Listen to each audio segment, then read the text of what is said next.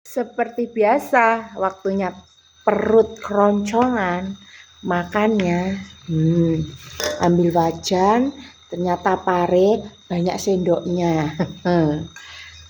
Sendoknya dilumpuhkan dan dikumpulkan di wajan semua, dikeduk bergoyang-goyang wajannya. Mari makan pare, ini oseng pare. Rasanya kalau makan pare itu sambil muluk seger.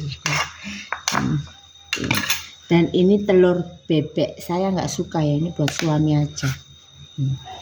Makan telur bebek, lihat. Makan dulu sama pare.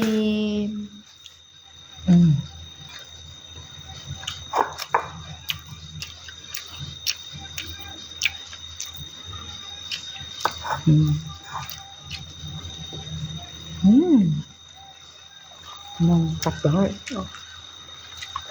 Karena pahit.